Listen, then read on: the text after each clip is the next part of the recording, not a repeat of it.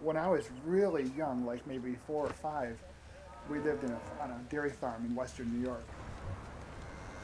She would buy honey in these jars, these 1 pound jars, and I would turn them upside down and see this ball of this like round, perfectly round ball just slowly go up through the honey.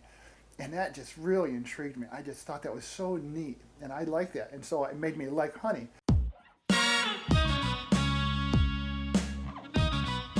We're in Strasburg, Pennsylvania, which is right southeast of Lancaster County. I've been in the bee business about 33, 34 years. Just only part-time. I started out with just a few hives. One day I came back and told my wife, I says, well, we're giving up being an AI technician, we're going to go into bees full-time. And she just thought that was pretty bad to start with, because all the benefits and everything that go along with having a job for somebody else left. Mostly what we do is we take our bees up in northern Pennsylvania, like in Tioga County or Lycoming County, or some in Susquehanna County, and put them 50 or 60 beehives in one spot.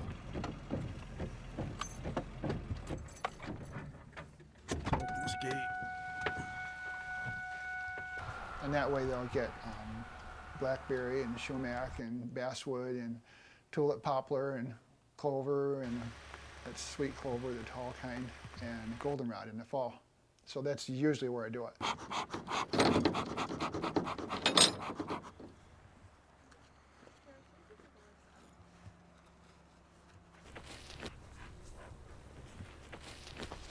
Hold on just a minute, those cows are coming out. I need to close the gate.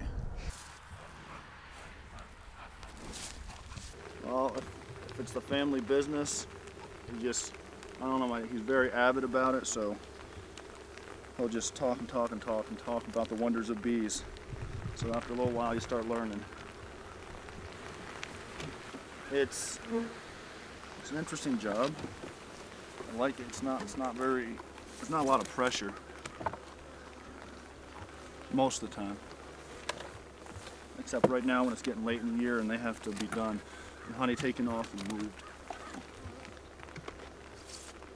You have to work really hard to keep hives alive. When I first started beekeeping, there were bees in the woods and trees that would survive year after year. But you almost never see a wild hive. And if it's there, it's usually there only for maybe 1 year.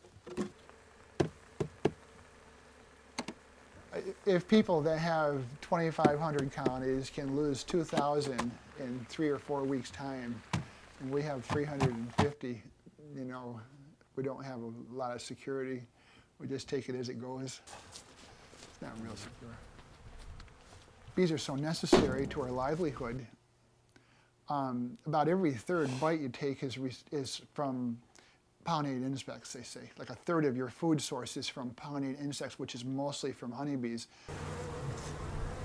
When you really look at what bees do and all the things that they do, I see, there's a verse in the Bible that says the heavens declare the glory of God, and the firmament shows his handiwork. And when I see bees, how they are with all their little perfect, intricate doings, I am just drawn that God made these. God made these little things. I can't believe this.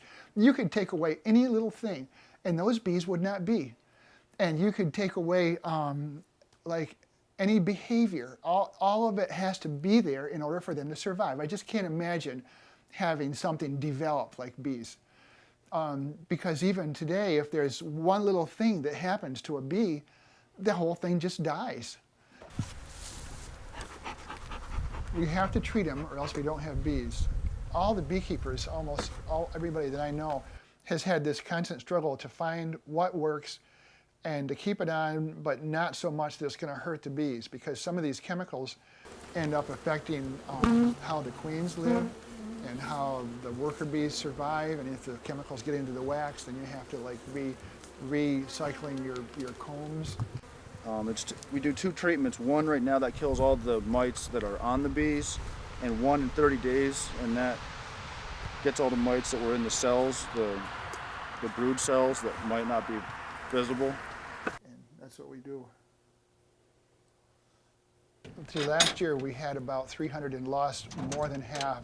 So we're somewhat in recovery, just trying to rethink how we can make this work with us, and I think we're a good complement. Yeah. I compliment you every time I can. Yeah, you do. Change yourself.